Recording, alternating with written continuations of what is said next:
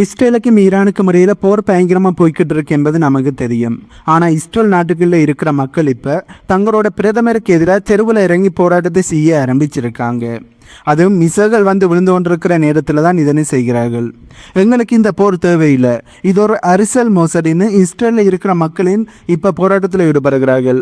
உண்மையாகவே இந்த போர் இஸ்ரேலை பாதுகாப்பதற்காண்டி செய்யப்படுகின்ற போரா, இல்லாட்டி நெத்தன்யாகுவர்கள் தன்னோட பதவியை காப்பாற்றணும் பண்ணுறதுக்காண்டி செய்கின்ற ஒரு கேமா?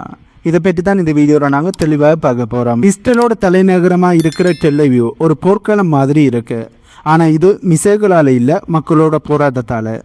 இந்த போராட்டத்தை முன்னெடுத்து நடத்தினது ஸ்டாண்டிங் டுகெதர் அப்படிங்கிற ஒரு குரூப். இதில் ஜூதர்களும் இருக்காங்க, பாலஸ்தீனியர்களும் இருக்காங்க. இவங்க என்ன பண்ணியிருக்காங்கன்னா, அரசாங்கம் இந்த போராட்டத்தை பாதுகாப்பு இல்லையான்னு சொல்லி தடுப்பாங்க என்பது இவர்களுக்கு நல்லாவே தெரியும்.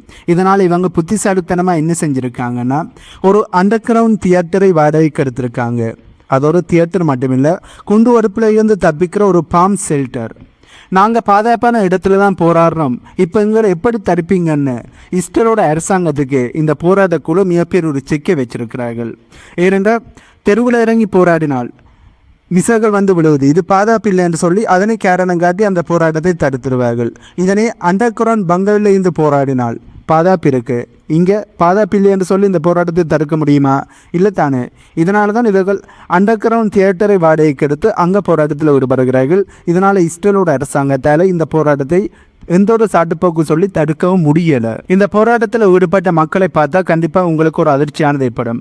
ஏனென்றால் இந்த போராட்டத்தில் ஈடுபட்ட நிறைய பேர் பிரிசனர் காஸ்டியூம் தான் போட்டு வந்திருக்காங்க. எதுக்குன்னு கேட்டால், நெத்தன்யாகுவர்கள் ஒரு குற்றவாளி, அவர் சீக்கிரம் ஜெயிலுக்கு போகணும் என்பதை காட்டுறதுக்காண்டி தான் நாங்கள் இப்படி செய்கிறோம் என்று அவர்கள் சொல்கிறார்கள். அவரோட முகமூடியை மாட்டிக்கிட்டு இந்த போர் ஒரு நாடகம்னு ஊர் புல்லா கத்த ஆரம்பிச்சிருக்கிறார்கள். அங்கே இருந்த போராட்டக்காரர்கள்ட்ட மீடியாக்கள் பேசும்போது அவர்கள் சொன்ன விஷயம் உலகத்தையே உலுக்கி இருக்கு. அவர்கள் அப்படி என்ன சொல்லியிருக்காங்கன்னா, நாங்கள் அவங்களை அட்டாக் பண்ணும் வரைக்கும், அதாவது இஸ்ரேல் ஈரானை அட்டாக் பண்ணும் வரைக்கும் ஈரான் இஸ்ரேலை அட்டாக் பண்ணவே இல்லை. அதாவது இஸ்ரேல் அரசாங்கம் தான் வேணுமென்னு சென்று பார்த்துருக்கண்டு ஒரு இஸ்ரேலோட குடிமகனே இதனை வெளிப்படையாக சொல்லியிருக்கார். இன்னும் ஒரு பக்கம் டிபாஸ்கி அப்படிங்கிற ஒரு பெண் இந்த மீடியாக்கிட்ட பேசும்போது என்ன சொல்லியிருக்காங்கன்னா, எங்ககிட்ட யாருமே இந்த போரோட இலக்கு என்னன்னு சொல்லவே மாட்டேங்கிறாங்க. எத்தனை நாளைக்கு தான் நாங்கள் பதுங்க குளிக்க ஒளிஞ்சிக்கிட்டு இருக்கிறது? 2.5 வருஷமாக இதே கதை தான், எங்களுக்கு இதெல்லாம் போதுமென்னு தன்னோட குமுறலை வெளிப்படுத்தி இருக்காங்க. சுருக்கமாக சொல்லப்போனால் அங்கே அதாவது இஸ்ரேலில் இருக்கிற மக்கள் இப்போ தெளிவாக மாற ஆரம்பிச்சிருக்கிறார்கள். ஈரானோட மிசைகளை விட இஸ்ரேலோட பிரைம் மினிஸ்டரோட அரசியல் ஆசை தான் எங்களுக்கு பெரிய ஒரு ஆபத்துங்கிறதை இப்போ இஸ்ரேலில் இருக்கிற மக்களே புரிஞ்சொல்ல ஆரம்பித்து இப்போ டெல் அவிவில் தெருக்களில் இறங்கி தங்களுடைய குரல்களை எழுப்ப ஆரம்பிச்சிருக்கிறார்கள், தங்களுடைய எதிர்ப்புகளை வெளிப்படுத்த ஆரம்பிச்சிருக்கிறார்கள். இஸ்ரேல் தரப்பில் இருந்து ஈரானில் ஒரு ஆட்சி கோப்பை மேற்கொள்ளலாம் என்று போர ஆரம்பித்தார்கள். பட் போகிற போக்கை பார்த்தால் இப்போ இஸ்ரேலுக்குள்ளேயே ஆட்சி கோப்பை ஏற்பட்டு விடுமான்ற கேள்வி தான் பல மத்தியில் எழும்ப ஆரம்பிச்சிருக்கு. பட் ஈரானில் இருக்கிற மக்கள் தங்களுடைய அரசாங்கத்துக்கு சப்போர்ட் கொடுக்குறார்கள். ஆனால் இஸ்ரேலில் இருக்கிற மக்களுக்கு இந்த அரசியல் கேம் தெளிவாக புரிய ஆரம்பிச்சிருக்கு. அண்ட் அவர்களால் இனியுமே பங்கருக்கு ஒளிஞ்சு வாழ முடியலை. இந்த போர் இன்னும் ஒரு 2-3 கிழமைக்கு நீடித்தால் கண்டிப்பாக இஸ்ரேல் ஒரு ஆட்சி மாற்றத்தை ஏற்படுத்துவதற்காண்டி மக்கள் இன்னுமே மிக பெருசாக போராட்டத்தில் ஈடுபடக்கூடிய வாய்ப்புகளும் இருக்குது. அங்கே இஸ்ரேலில் இருக்கிற மக்களால் இந்த போரை தாங்கிக் கொள்ள மாட்டார்கள் என்பதுதான் உண்மை. ஆகவே இந்த போரானது நீடித்து கொண்டிருந்தால் அது நெத்தன்யாகுவோட ஆட்சிக்கு தான் மிகப்பெரிய ஒரு ஆப்பா அமைய போது என்பது மட்டும் தெளிவாக தெரியுது. மக்களே இவ்வளவு கோபமாக இருக்காங்க என்பதை பார்த்தோம். இப்போ நாம் இனி பார்க்க போகிறது தான் இந்த போரில் இருக்கிற பெரிய ஒரு முரண்பாடு. அதாவது ஒரு பக்கம் நெத்தன்யாகுவர்கள் மேடையில் நின்று பேசுகிறதுக்கும் நிஜமாக கிரவுண்டில் நடக்கிற விஷயங்களுக்கும் சம்மந்தமே இல்லை. மார்ச் 12 ஒரு பிரஸ் மீட் நடக்குது. போர் ஆரம்பித்ததுக்கு அப்புறம் நெத்தன்யாகுவர்கள் கொடுத்த முதல் பேட்டி தான் அது. அங்கே அவர் என்ன சொல்லியிருக்காருன்னா, ஈரானோட தீவிரவாத ஆட்சி நாங்கள் நசுக்கிட்டோம், இஸ்ரேலையும் அமெரிக்கா மட்டும் இல்லை மொத்த உலகத்தை நாங்கள் தான் காப்பாற்றிக்கிட்டு இருக்கோம் வந்து பயங்கரமாக பில்டப் கொடுத்திருந்தார். அடுத்த வாரம் அதாவது மார்ச் 19 இன்னும் ஒரு படி மேலே போய் ஈரானால் இனி அணு ஆயுதங்களே தயாரிக்க முடியாது, அவங்க கிட்ட இனி பாலஸ்டிக் மிசைகளே இல்லை, ஈரானை முழுமையாக சாம்பலாக்கிட்டோம்னு மிக பெருசாக பில்டப்பை கொடுத்திருந்தார். நெத்தன்யாகுவர்கள் ஈரானை அழிச்சிட்டோம்னு சொன்ன அடுத்த சில மணி நேரத்திலேயே ஈரானோட 74வது மற்றும் 75வது அலை மிசைகள் இஸ்ரேலை நோக்கி வந்து விழுந்திருக்கு. நெத்தன்யாகுவர்கள் சொன்னதுக்கும் நிஜத்தில் நடக்கிறதுக்கும் மலைக்கும் மடுவுக்கும் இருக்கிற வித்தியாசம் இதுதான்.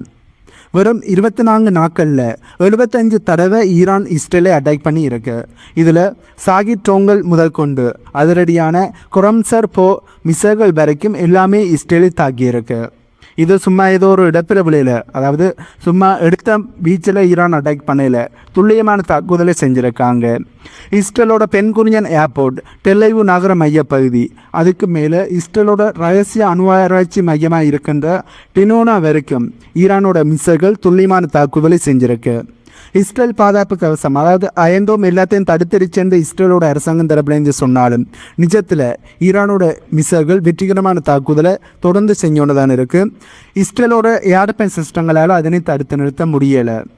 கிட்டத்தட்ட 18 பேர் இறந்துட்டாங்கன்னு 3000க்கும் அதிகமான நபர்கள் காயமடைஞ்சிருக்காங்கன்னு சொல்லப்படுது. பட் இஸ்ரேல் தரப்புலேருந்து வருகின்ற எண்ணிக்கையில் அனைத்துமே ரொம்ப குறைவாக இருக்குன்னு சொல்லப்படுது. அதாவது 10 பேர் காயமடைந்தால் ஒரு நபர் தான் காயமடைந்திருக்கிறார்கள் என்று எண்ணிக்கையை இஸ்ரேலோட அரசாங்கம் குறைத்து சொல்கிறார்கள் என்ற செய்திகள் வெளியே வருது.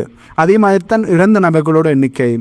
ஆகவே ஈரான் மேற்கொள்ளுன்ற தாக்குதலை இஸ்ரேலோட ஏர்பேன் சிஸ்டத்தால் தடுக்க முடியலை. இதனால் இஸ்ரேல் நிறைய இழப்புகளை, பொருள் சேதங்கள் மட்டுமில்லை உயிர் சேதங்களையும் அதிகமாக சந்தித்துக் கொண்டிருக்கிறார்கள் என்பதுதான் உண்மை. இதுல வேடிக்கை என்னன்னா, அதே பிரஸ் மீட்டில் தான் நெத்தன்யாகு அவர்கள் ஒரு வார்த்தையை சொல்லியிருந்தார். குதிரையை தண்ணி வரைக்கும் கூட்டிக்கிட்டு போகலாம், ஆனா குடிக்க வைக்க முடியாதுன்னு சொல்லியிருந்தார். அதாவது ஈரானோட ஆட்சி கவலம் என்பதை அவரால் கேரண்டியா கொடுக்க முடியல, கேரண்டியா சொல்ல முடியல. ஆனா நாங்க ஈரானை அழிச்சிட்டோம் என்று மட்டும் திரும்ப திரும்ப சொல்லிக் கொண்டிருக்கார். இதனை இஸ்ரேலில் இருக்கிற மக்கள் கவனிச்சுக்கிட்டு தான் இருக்காங்க. 7 மாதத்துக்கு முன்னாடி தான் நெத்தன்யாகு தரப்பில் இருந்து ஈரானை அடக்கிட்டோம்னு சொன்னார். அந்த அடக்கம் வெறும் 7 மாதம் மட்டும்தானா? அதனைத்தான் இப்போ மக்கள் நெத்தன்யாகு முகத்துக்கு நேராகவே கேள்வி கேட்க ஆரம்பிச்சிருக்காங்க. சுருக்கமாக சொல்லப்போனால் நெத்தன்யாகுவர்கள் தன்னோட மேடர் பேச்சுக்கள் மூலமாக ஒரு மாஜியை உருவாக்க பார்க்குறார். ஆனால் ஈரானோட மிசைல்கள் அந்த மாஜியை ஒவ்வொரு நாளுமே உடைச்சிக்கிட்டு இருக்கு என்பதுதான் உண்மை. இவர் சொல்லுகின்ற பொய்கள் அனைத்தையுமே ஈரானோட மிசைல்கள் சுக்குநூற உடைச்சிக்கிட்டு இருக்கு. இப்போ நான் சொல்ல போகிறது ரொம்ப முக்கியமான விஷயம், அதனால ஸ்கிப் பண்ணாமல் புள்ள பாருங்க. போர் ஆரம்பிக்கிறதுக்கு ஒரு நாளைக்கு முன்னாடி வரைக்கும் ஓமன் நாடு மூலமாக அமெரிக்காவுக்கும் ஈரானுக்கும் பேச்சுவார்த்தை ரொம்ப சூப்பராக தான் போய்கிட்டு இருந்துச்சு. ஈரான் இனி அணு ஆயுதங்களை தயாரிக்காது, அமெரிக்கா செக் பண்ணிக்கலாம்னு ஒரு அக்ரிமெண்ட் கையெழுத்திட வேண்டிய ஒரு நிலை ஏற்பட்டிருந்தது. அதாவது ஈரான் தரப்பில் இருந்து அமெரிக்காவோட நிபந்தனையை கேட்டு ஓகே அக்ரிமெண்ட்டில் சைன் பண்ணலாம்ன்ற ஒரு நிலை ஏற்பட்டிருந்தது. ஆனால் அந்த அக்ரிமெண்ட் ஓகே ஆனால் போர் நின்றுடும், எந்த ஒரு போருமே நடக்காது. போர் நின்னால் நெத்தன்யாகுவோட பதவி காலியாகிடும். அதனால தான் அந்த அக்ரிமெண்ட் அனௌன்ஸ் பண்ணப்பட்ட அடுத்த 24 மணி நேரத்தில் போர் வெடிச்சிருக்கு.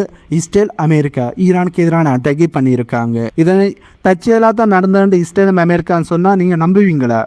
அது பொய் என்பது உங்களுக்கு தெரியுதானே. ஆகவே நெத்தன்யாகுவை பதவியை காப்பாற்றிக் கொள்ளணும் என்றதுக்காண்டு தான் இப்போ இந்த போரை ஆரம்பிச்சிருக்கார். இப்போ இஸ்ரேலோட அரசியல் எப்படி இருக்குன்னா, போர் நடந்துக்கிட்டே இருக்கும்போது பிரதமரை மாற்றுறது ரொம்பவே கஷ்டம்.